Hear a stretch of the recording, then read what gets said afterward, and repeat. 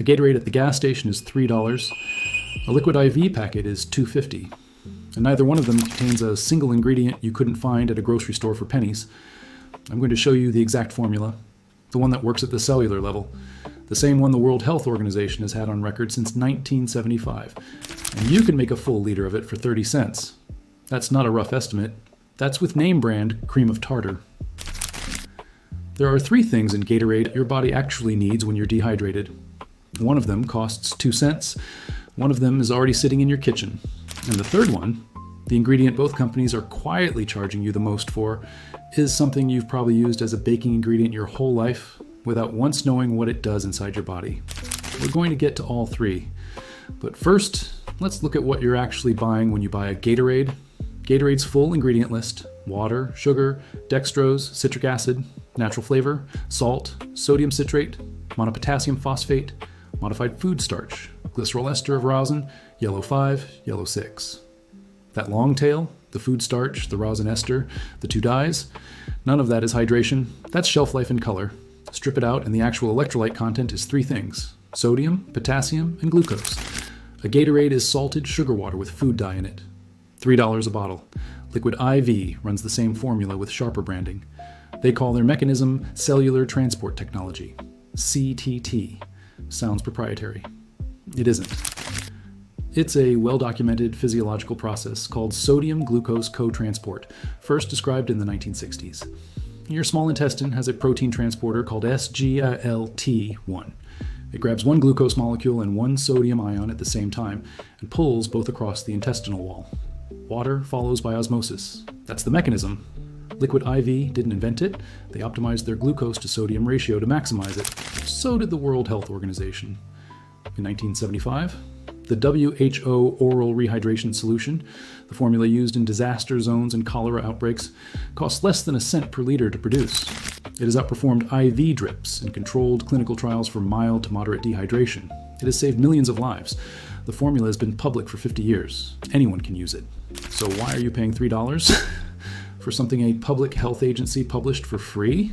That's the question. And in a few minutes, I'm going to give you 3 versions of this formula depending on what you have in your kitchen right now. But first, I want to show you the ingredient that separates a real electrolyte drink from glorified sugar water. Your body loses sodium and potassium in sweat. Everyone talks about sodium. Potassium is the one that gets quietly overlooked. A typical adult needs around 3,500 milligrams of potassium per day. Most people hit maybe half that. When you're exercising, in the heat, or sick, your potassium drops faster than your sodium does, and it's low potassium that causes cramping, fatigue, and that specific feeling where water doesn't seem to be doing anything. Gatorade has 75 milligrams of potassium per serving. Liquid IV has 380. Both fall short of what a real recovery drink should deliver. The cramping you feel after a long run or a hot afternoon outdoors is almost never a pure sodium problem. Sports drink companies have been quietly under-delivering on potassium for decades. Cream of tartar has 495 milligrams of potassium per quarter teaspoon. A $4 box at any grocery store contains enough for over 60 batches. Here's the base formula for 1 liter. Half a teaspoon of salt, a quarter teaspoon of cream of tartar, 2 tablespoons of sugar or honey, the juice of half a lemon or lime. Stir until dissolved. Drink cold. The salt is your sodium, about 1,150 milligrams per liter, 2 cents. The cream of tartar is potassium bitartrate, a natural byproduct of wine fermentation that's been sitting in most kitchen spice cabinets for years, doing nothing interesting. The sugar or honey is your glucose. Its job isn't the calories, it's activating the SGLT1 transporter, so sodium and water move into your cells 3 times faster than plain water would move them. The citric acid from the lemon slows gastric emptying slightly, which gives the electrolytes more time to absorb before moving through. Total cost per liter, roughly 30 cents.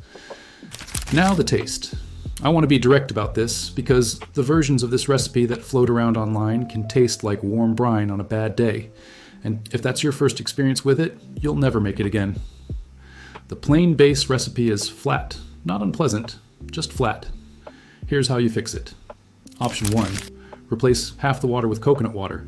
Coconut water already carries natural potassium and a small amount of glucose, so you can back off the cream of tartar slightly. The taste shifts completely. Slightly sweet, slightly tropical, Genuinely refreshing cold adds maybe 15 cents to the batch. Option 2, stir in a cup of fruit juice. Orange, grape, or apple all work.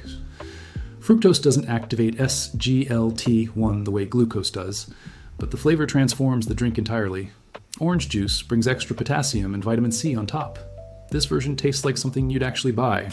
Option 3, the one worth making at least once, swap the sugar for raw honey and use fresh lime instead of lemon. Honey carries trace minerals, has a lower glycemic spike than table sugar. Its flavor carries the salt in a way refined sugar doesn't. Lime keeps it sharp and bright. This version is genuinely good cold. I've made it for people without telling them what was in it. Nobody guessed it was homemade.